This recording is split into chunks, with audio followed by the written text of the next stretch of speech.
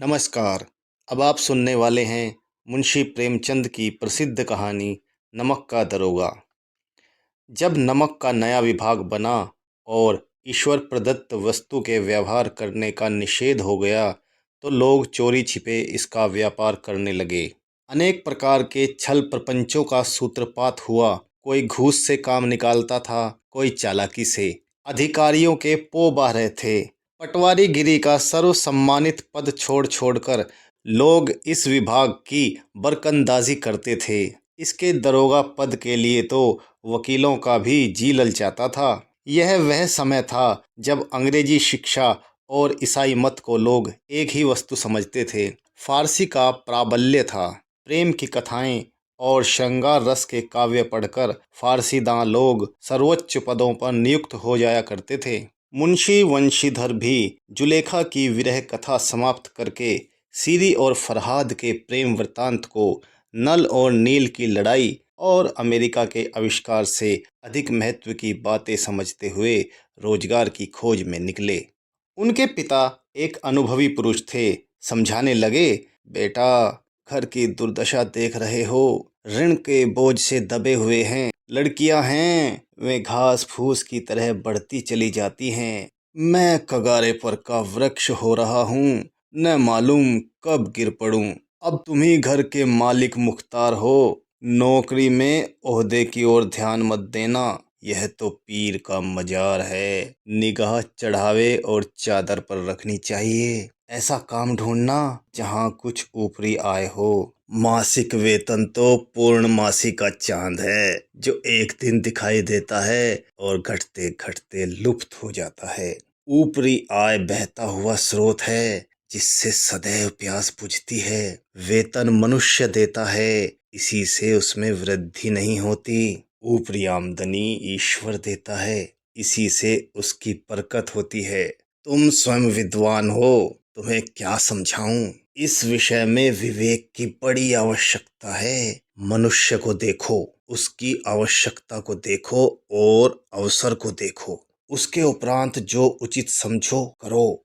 गरज वाले आदमी के साथ कठोरता करने में लाभ ही लाभ है, लेकिन बेगरज को दांव पर पाना जरा कठिन है। इन बातों को निगाह में बांध लो, यह मेरी जन्म भर की कमाई है। इस उपदेश के बाद पिताजी ने आशीर्वाद दिया। वंशीधर आज्ञाकारी पुत्र थे। ये बातें ध्यान से सुनी और तब घर से चल खड़े हुए। इस विस्तृत संसार में उनके लिए धैर्य अपना मित्र, बुद्धि अपनी पथ प्रदर्शक और आत्मावलंबन ही अपना सहायक था। लेकिन अच्छे शकुन से चले थे। जाते ही जाते नमक विभाग के दरोगा पद पर प्रतिष्ठित हो गए। वेतन अच्छा और ऊपरी आय का तो ठिकाना ही न था। वृद्ध मुंशी जी को सुख संवाद मिला तो फूले न समाये। महाजन कुछ नरम पड़े। कलवार की आशा लता लहलहाई। पड़ोसियों के हृदय में शूल उठने लगे। जाड़े के दिन थे और रात का समय। नमक के सिपाही चौकीदार नशे में मस्त थे। मुंशी वंशीधर को यहाँ आए अभी 6 महीनों से अधिक न हुए थे, लेकिन इस थोड़े समय में ही उन्होंने अपनी कार्यकुशलता और उत्तम आचार से अफसरों को मोहित कर लिया था। अफसर लोग उन पर बहुत विश्वास करने लगे। नमक के दफ्तर से 1 मील पूर्व की ओर जमुना बहती थी। उस पर नावों का एक पुल बना हुआ था। दरोगा जी किवाड़ बंद किए मीठी नींद सो रहे थे। अचानक आंख खुली तो नदी के प्रवाह की जगह गाड़ियों की गड़गड़ाहट तथा मल्लाहों का कोलाहल सुनाई दिया। उठ बैठे। इतनी रात गए गाड़ियां क्यों नदी के पार जाती हैं? अवश्य कुछ न कुछ गोलमाल है। तर्क ने भ्रम को पुष्ट किया। वर्दी पहनी, तमंचा जेब में रखा और बात की बात घोड़ा बढ़ाए हुए पुल पर आ पहुंचे। गाड़ियों की एक लंबी कतार पुल के पार जाती देखी। डांट कर पूछा, किसकी गाड़ियां हैं? थोड़ी देर तक सन्नाटा रहा। आदमियों में कुछ कानाफूसी हुई। तब आगे वाले ने कहा, पंडित अलोपी दीन की। कौन पंडित अलोपी दीन? दातागंज के। मुंशी वंशीधर चौंके। पंडित अलोपी दीन इस इलाके के सबसे प्रतिष्ठित जमींदार थे। लाखों रुपए का लेन देन करते थे। इधर छोटे से बड़े कौन ऐसे थे जो उनके ऋणी न हों। व्यापार भी बड़ा लंबा चौड़ा था। बड़े चलते पुर्जे आदमी थे। अंग्रेज अफसर उनके इलाके में शिकार खेलने आते और उनके मेहमान होते। 12 मास सदा व्रत चलता था। मुंशी ने पूछा, गाड़ियां कहाँ जाएंगी? उत्तर मिला, कानपुर। लेकिन इस प्रश्न पर कि इनमें क्या है, सन्नाटा छा गया। दरोगा साहब का संदेह और भी बढ़ा। कुछ देर तक उत्तर की बाट देखकर वह जोर से बोले, क्या तुम सब गूंगे हो गए हो? हम पूछते हैं इनमें क्या लदा है? जब इस बार भी कोई उत्तर न मिला तो उन्होंने घोड़े को एक गाड़ी से मिलाकर बोरे को टटोला।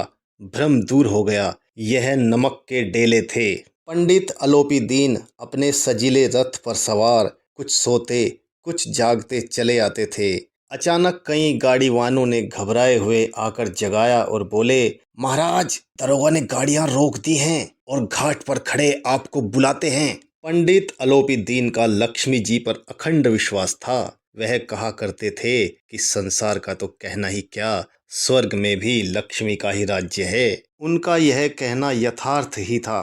न्याय और नीति सब लक्ष्मी के ही खिलौने हैं। इन्हें वह जैसे चाहती है नचाती है। लेटे ही लेटे गर्व से बोले, चलो हम आते हैं। यह कहकर पंडित जी ने बड़ी निश्चिंतता से पान के बीड़े लगाकर खाए। फिर लिहाफ ओढ़े हुए दरोगा के पास आकर बोले, बाबूजी आशीर्वाद, कहिए हमसे ऐसा कौन सा अपराध हुआ कि गाड़ियां रोक दी गई? हम ब्राह्मणों पर तो आपकी कृपा दृष्टि रहनी चाहिए। वंशीधर रुखाई से बोले, सरकारी हुक्म। पंडित अलोपी दीन ने हंसकर कहा, हम सरकारी हुक्म को नहीं जानते और ना सरकार को। हमारे सरकार तो आप ही हैं। हमारा और आपका तो घर का मामला है। हम कभी आपसे बाहर हो सकते हैं? आपने व्यर्थ का कष्ट उठाया। यह हो ही नहीं सकता कि इधर से जाएं और घाट के देवता को भेंट न चढ़ाएं। मैं तो आपकी सेवा में स्वयं ही आ रहा था। वंशीधर पर ऐश्वर्य की मोहिनी वंशी का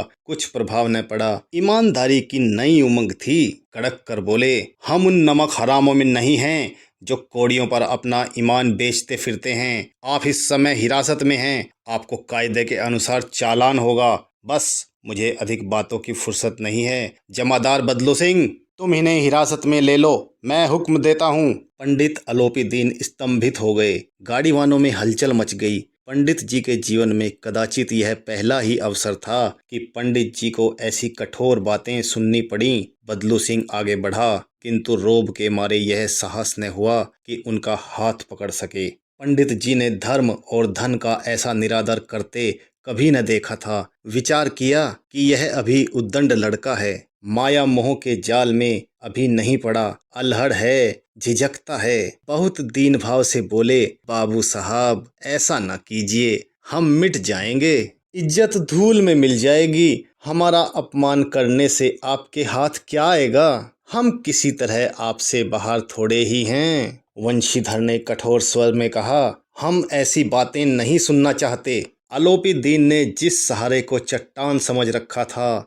वह पैरों के नीचे खिसकता हुआ मालूम हुआ। स्वाभिमान और धन ऐश्वर्य को कड़ी चोट लगी, किंतु अभी तक धन की सांख्यिक शक्ति का पूरा भरोसा था। अपने मुख्तार से बोले, लाला जी, 1000 के नोट बाबू साहब की भेंट करो। आप इस समय भूखे सिंह हो रहे हैं। वंशीधर ने गर्म होकर कहा, 1000 नहीं, 1,00,000 भी मुझे सच्चे मार्ग से नहीं हटा सकते। धर्म की इस बुद्धिहीन दृढ़ता और देव दुर्लभ त्याग पर मन बहुत झुंझलाया। अब दोनों शक्तियों में संग्राम होने लगा। धन ने उछल उछल कर आक्रमण करने शुरू किए। 1 से 5, 5 से 10, 10 से 15 और 15 से 20,000 तक नौबत पहुंची, किंतु धर्म अलौकिक वीरता के साथ बहुसंख्यक सेना के सम्मुख अकेला पर्वत की भांति अटल अविचलित खड़ा रहा। अलोपी दीन निराश होकर बोले, अब इससे आगे मेरा साहस नहीं, आगे आपको अधिकार है। वंशीधर ने अपने जमादार को ललकारा। बदलू सिंह मन में दरोगा जी को गालियां देता हुआ पंडित अलोपी दीन की ओर बढ़ा। पंडित जी घबराकर 2-3 कदम पीछे हट गए। अत्यंत दीनता से बोले, बाबू साहब, ईश्वर के लिए मुझ पर दया कीजिए। मैं 25,000 पर निपटारा करने के लिए तैयार हूँ। असंभव बात है। 30,000 पर? किसी भी तरह संभव नहीं। क्या 40,000 पर भी नहीं? 40,000 नहीं, 40 लाख पर भी असंभव है। बदलू सिंह, इस आदमी को हिरासत में ले लो। अब मैं एक शब्द भी नहीं सुनना चाहता। धर्म ने धन को पैरों तले कुचल डाला। अलोपी दीन ने एक हष्ट पुष्ट मनुष्य को हथकड़ियां लिए हुए अपनी तरफ आते देखा। चारों ओर निराशा और कातर दृष्टि से देखने लगे। इसके बाद मूर्छित होकर गिर पड़े। दुनिया सोती थी, पर दुनिया की जीभ जागती थी। सवेरे देखिए तो बालक वृद्ध सबके मुंह से यही बात सुनाई देती थी। जिसे देखिए वही पंडित जी के इस व्यवहार पर टीका टिप्पणी कर रहा था। निंदा की बौछारें हो रही थी। मानो संसार से अब पापी का पाप कट गया। पानी को दूध के नाम से बेचने वाला ग्वाला, कल्पित रोज नाम से भरने वाले अधिकारी वर्ग, रेल में बिना टिकट सफर करने वाले बाबू लोग, जाली दस्तावेज बनाने वाले सेठ और साहूकार, यह सब के सब देवताओं की भांति गर्दनें चला रहे थे।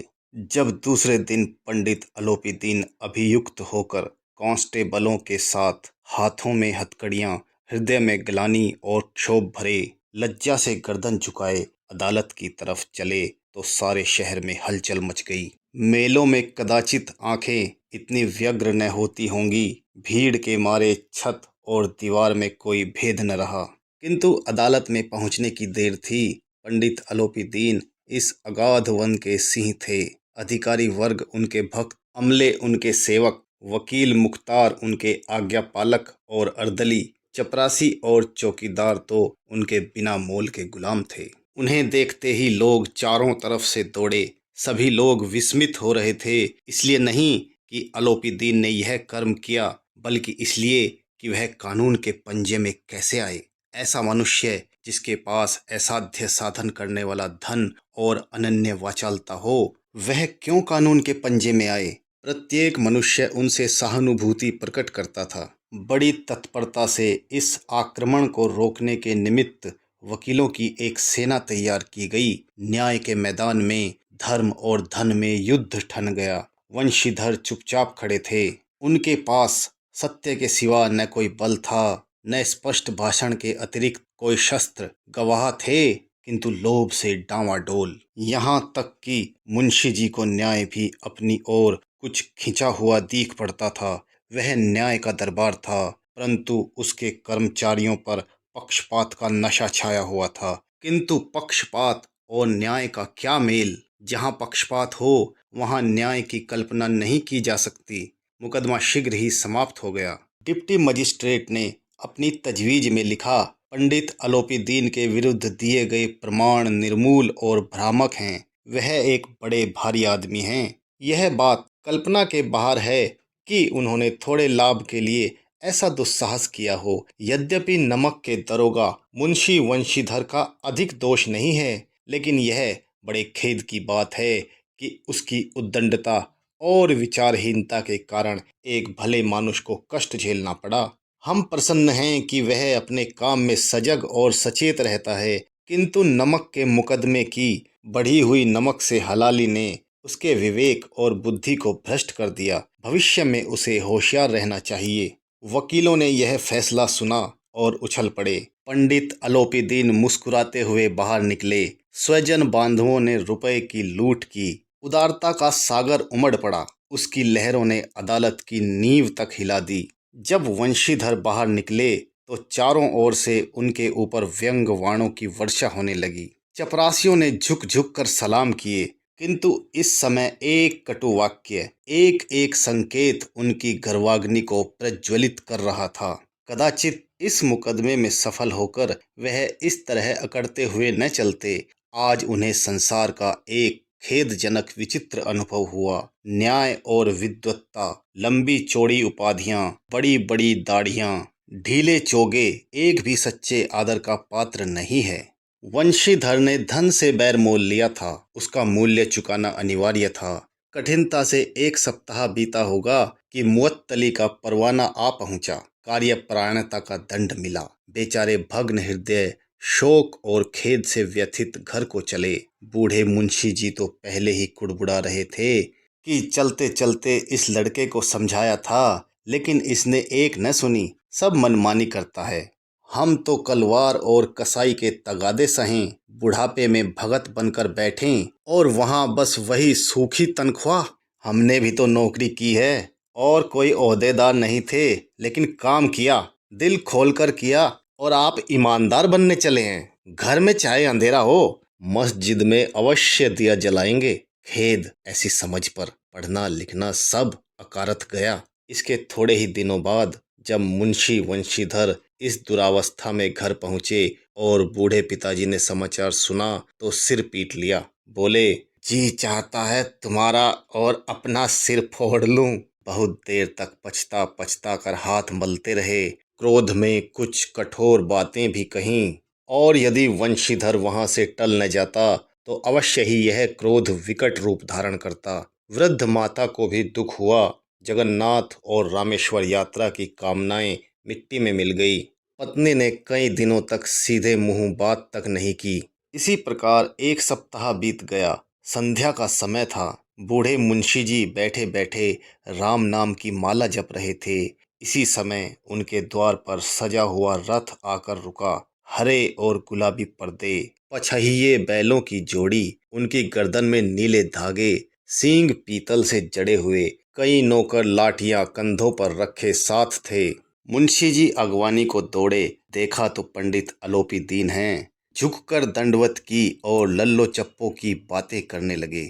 हमारा भाग्य उदय हुआ जो आपके चरण इस द्वार पर आए। आप हमारे पूज्य देवता हैं। आपको कौन सा मुंह दिखावें, मुंह में तो कालिख लगी हुई है, किंतु क्या करें, लड़का अभागा कपूत है, नहीं तो आपसे क्या मुंह छिपाना पड़ता। ईश्वर नी संतान चाहे रखे पर ऐसी संतान न दे। आलोपी दीन ने कहा, नहीं भाई साहब, ऐसा ना कहिए। मुंशी जी ने चकित होकर कहा, ऐसी संतान को और क्या कहूँ। आलोपी दीन ने वात्सल्यपूर्ण स्वर में कहा, कुल तिलक और पुरखों की कीर्ति उज्जवल करने वाले संसार में ऐसे कितने धर्मपरायण मनुष्य हैं जो धर्म पर अपना सब कुछ अर्पण कर सकें। पंडित आलोपी दीन ने वंशीधर से कहा, दरोगा जी, इसे खुशामद न समझिए। खुशामद करने के लिए मुझे इतना कष्ट उठाने की जरूरत न थी। उस रात को आपने अपने अधिकार बल से अपनी हिरासत में लिया था, किंतु आज मैं स्वेच्छा से आपकी हिरासत में आया हूँ। मैंने हजारों रईस और अमीर देखे, हजारों उच्च पदाधिकारियों से काम पड़ा, किंतु परास्त किया तो आपने। मैंने सबको अपना और अपने धन का गुलाम बनाकर छोड़ दिया। मुझे आज्ञा दीजिए कि आपसे कुछ विनय करूं। वंशीधर ने आलोपी दीन को आते देखा तो उठकर सत्कार किया, किंतु स्वाभिमान सहित। समझ गए कि यह महाशय मुझे लज्जित करने और जलाने आए हैं। क्षमा प्रार्थना की चेष्टा नहीं की, वरन उन्हें अपने पिता की यह ठकुर सुहाती की बात असह्य सी प्रतीत हुई। पर पंडित जी की बातें सुनी तो मन की मैल मिट गई। पंडित जी की ओर उड़ती हुई दृष्टि से देखा, सद्भाव झलक रहा था। गर्व ने अब लज्जा के सामने सिर झुका दिया। शर्माते हुए बोले, यह आपकी उदारता है जो ऐसा कहते हैं। मुझसे जो कुछ अविनय हुई है उसे क्षमा कीजिए। मैं धर्म की बेड़ी में जकड़ा हुआ था, नहीं तो वैसे मैं आपका दास हूँ। जो आज्ञा होगी वह मेरे सिर माथे पर। आलोपी दीन ने विनीत भाव से कहा, नदी तट पर आपने मेरी प्रार्थना नहीं स्वीकार की थी, किंतु आज स्वीकार करनी पड़ेगी। वंशीधर बोले, मैं किस योग्य हूँ, किंतु जो कुछ सेवा मुझसे हो सकती है उसमें त्रुटि न होगी। आलोपी दीन ने एक स्टाम्प लगा हुआ पत्र निकाला और उसे वंशीधर के सामने रखकर बोले, इस पद को स्वीकार कीजिए और अपने हस्ताक्षर कर दीजिए। मैं ब्राह्मण हूँ, जब तक यह सवाल पूरा न कीजिएगा द्वार से न हटूंगा। मुंशी वंशीधर ने उस कागज को पढ़ा तो कृतज्ञता से आंखों में आंसू भर आए। पंडित आलोपी दीन ने उनको अपनी सारी जायदाद का स्थायी मैनेजर नियुक्त किया था। 6,000 वार्षिक वेतन के अतिरिक्त रोजाना खर्च अलग, सवारी के लिए घोड़ा, रहने को बंगला, नौकर चाकर मुफ्त। कंपित स्वर में बोले, पंडित जी, मुझ में इतनी सामर्थ्य नहीं है कि आपकी उदारता की प्रशंसा कर सकूं, किंतु ऐसे उच्च पद के योग्य नहीं हूँ। पंडित आलोपी दीन हंसकर बोले, मुझे इस समय एक अयोग्य मनुष्य की ही जरूरत है। वंशीधर ने गंभीर भाव से कहा, यूं मैं आपका दास हूँ। आप जैसे कीर्तिवान सज्जन पुरुष की सेवा करना मेरे लिए सौभाग्य की बात है, किंतु मुझ में न विद्या है, न बुद्धि, न वह स्वभाव जो इन त्रुटियों की पूर्ति कर देता है। ऐसे महान कार्य के लिए एक बड़े मर्मज्ञ अनुभवी मनुष्य की जरूरत है। आलोपी दीन ने कलमदान से कलम निकाली और उसे वंशीधर के हाथ में देकर बोले, न मुझे विद्वता की चाह है, न अनुभव की, न मर्मज्ञता की, न कार्यकुशलता की। इन गुणों के महत्व को खूब पा चुका हूँ। अब सौभाग्य और सुअवसर ने मुझे वह मोती दे दिया जिसके सामने योग्यता और विद्वता की चमक फीकी पड़ जाती है। यह कलम लीजिए, अधिक सोच विचार ना कीजिए, दस्तखत कर दीजिए। परमात्मा से यही प्रार्थना है कि वह आपको सदैव वही नदी के किनारे वाला बेमुरव्वत, उद्दंड, कठोर परंतु धर्मनिष्ठ दरोगा बनाए रखे। वंशीधर की आंखें डबडबा आई। हृदय के संकुचित पात्र में इतना एहसान न समा सका। एक बार फिर पंडित जी की ओर भक्ति और श्रद्धा की दृष्टि से देखा और कांपते हुए हाथ से मैंने जरी के कागज पर हस्ताक्षर कर दिए। आलोपी दीन ने प्रफुल्लित होकर उन्हें गले लगा लिया।